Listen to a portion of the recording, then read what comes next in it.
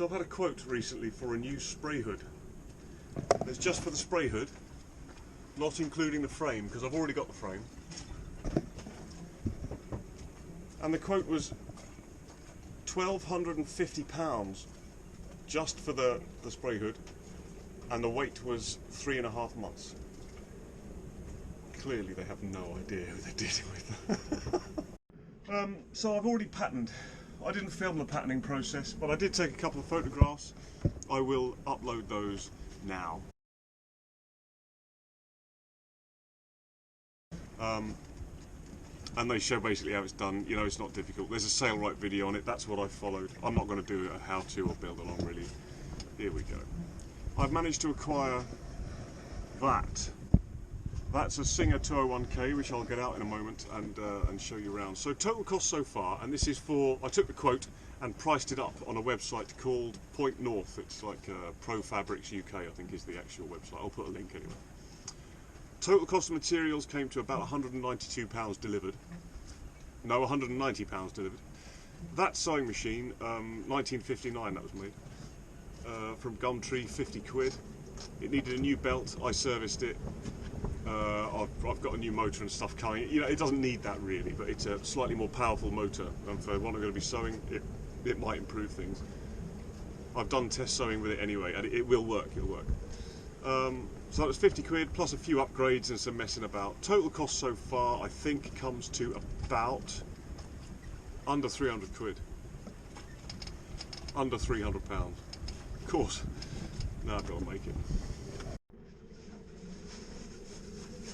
So, I have finished basting my first seam, and now I'm going to get that sewing machine in here, start the generator up, and see if I can put a seam in there.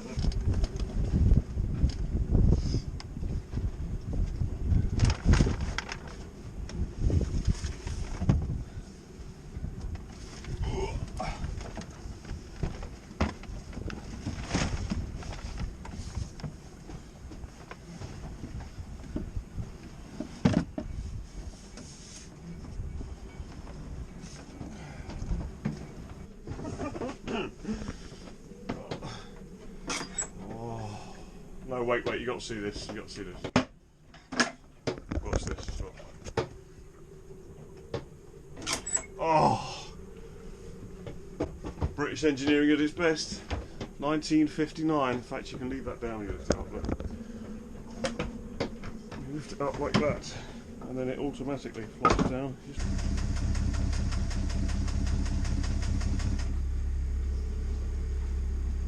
It's not going horribly wrong. Look at that. Now I didn't do any reversing at that end, there's a reason for that. That seam is going to get, come on, catching on something. There we are, come on, don't get it wrong now.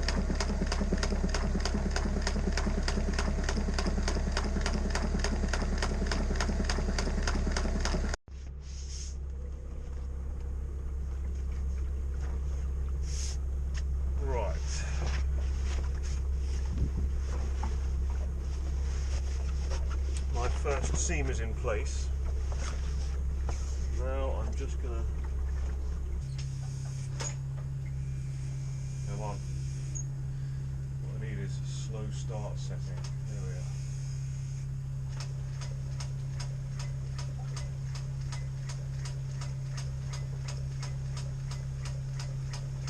Go really slowly, which is very, very good. Normally I just keep going around that curve, but I can't turn the workpiece because the rest of it is jammed down here. Oh. The spray hood is complete. It looks like it's been sewn together by a blind 5-year-old, of course, but it's complete. It's a surprisingly good fit. The seams worked out where they were supposed to work out. I can see out now, and it's waterproof. It's actually not bad at all, that. It's not bad at all. I'm very happy. It's a much better fit than the last one. It's much more secure than the last one. And that's what I was trying to achieve. Let's talk about power management. These are two Lensun flexible solar panels that I have formed across the roof and stuck down with Sikaflex silicon sealant. They are never going to move off there, or at least when they do move it will require a knife, you know, you'll need to slide a knife under there. So I'm quite happy they're secure. The wind can't get under them because all the edges are Sikaflexed. Very, very nice. 60 watts each, 120 watts total. Those are just from Screwfix. Waterproof IP67, beautiful. Both those panels there were 230 quid, I think. And the reason I didn't do it sooner is because that's a lot of money. And I wasn't convinced. But having had them for a few days, now I'm convinced.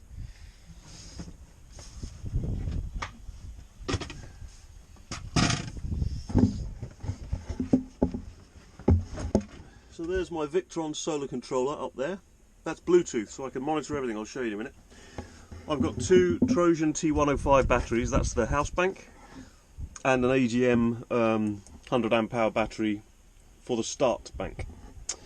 And these are, I think, you know, it depends how fast you draw on them. You draw very slowly on them, you can get, apparently, they're 235 amp hour batteries, so you might get 110, 115 out of them. Might. I run them down to about, I try not to go below 12. They are deep cycle batteries, you know, I try not to go below 12, and I guess I'm getting at least 100 amp hours out of them. And that brings me on to the next important point. So there are I guess three important considerations when you're designing your power system, and I'm just, a lot of this stuff I'm passing on, but some of it I've come to realise, you know. And in order of importance, I would say there's what you use, what you actually use. That's at the bottom of the list. There's what you can store, that's in the middle, but probably more important than any of those, without question more important actually, is how much you can make. Because it's no good having vast power storage if you can't fill the batteries, if you can't charge the batteries. Much of that depends, of course, on, you know, how you use your boat. If you're living alongside and you have shore power, then it's all a bit irrelevant, isn't it? You just plug in, go for a few days on battery and not worry about it. But if you aspire to be off-grid, the important thing, the place to start really, is how much can you realistically make. So for me, the primary thing there was, I don't want a solar arch on my classic boat, and I don't want a wind generator on my classic boat either. I want something discrete. Which is why solar panels, flexible ones on the top, it was the best I could come up with. Because I live aboard, I'm fortunate. I've averaged over a month, by reading how many amps the charger has to put into the batteries to charge them, I've averaged about 100 amp hours a week, or 100 amps a week. That's to fully charge the batteries, and that's measured at the charger. So that takes into account the inefficiencies of discharging the batteries and the inefficiencies of charging the batteries. I know from that one thing that in order to keep up with my demand, I must be able to produce 100 amp hours a week. Now I can produce less than that. It just means that every 2 weeks then I'll have to run the generator, or 3 weeks, depending on how much I can produce, how sunny it is, you know, all the rest of it.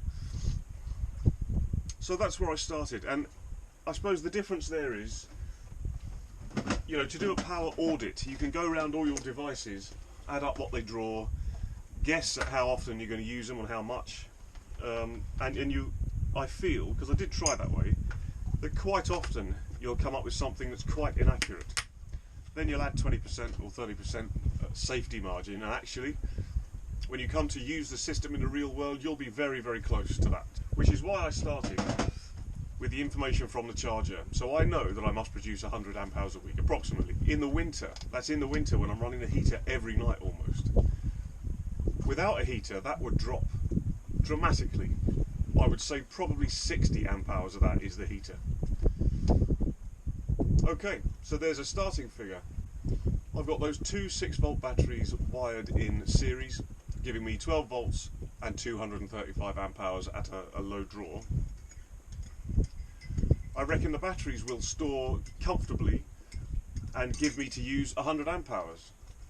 So you can see already there's a bit of a match there, isn't there? So I'll use 100 amp hours in a week. The batteries will store 100 amp hours in terms of what I can actually use. So I need to be able to make 100 amp hours. And once you've arrived at that, then you've got a much better idea of what you really need. All of my numbers come from winter. In summer I will be able to make more power and use less power. So if I can do it now, I can do it anytime. So for me the whole system there is 120 watts of solar, and because the boom goes across and all the rest of it, I'm only really counting on one of those panels being fully working at any one time, but the other one helps.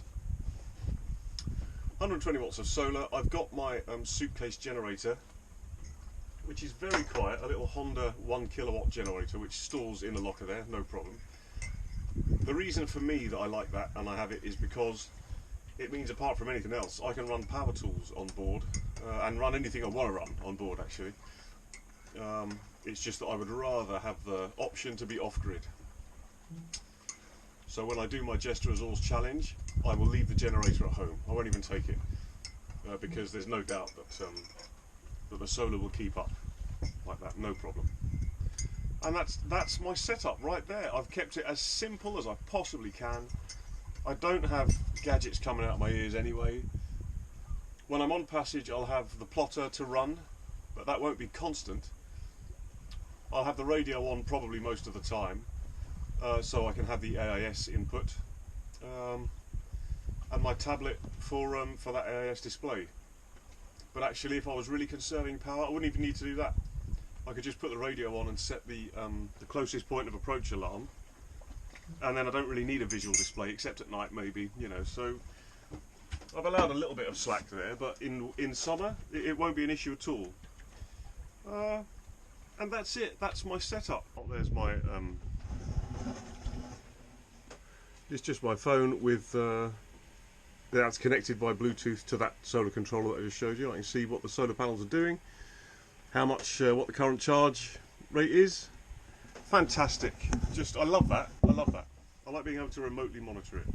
The preparations continue for the Jester Resource Challenge. I've now got self-steering sorted out, electrical power sorted out. I've built a new spray hood, and actually I built it inside the boat, you know, in a 28-foot sailboat. I patterned it on the boat. I cut it out in here. I got my Singer sewing machine in here. I'm amazed it fits at all, actually, but it does fit. It's I'm all right. I'm all right with it. I think it's good. And the big benefit over the last one is that I can just unzip it to take it off now. I don't need to unscrew all the metal frame and take it off. So that's a win, I think. What else? I think that's it. The next thing, I'm looking to get the boat hauled for a repaint. I'm going to be repainting it. That will depend if I can get it hauled. So that could very well be next. Other than that, I'm still hard at it, and I think I'm on schedule. I just hope that on the 17th of May they say yes, international travel, no problem. See you next time.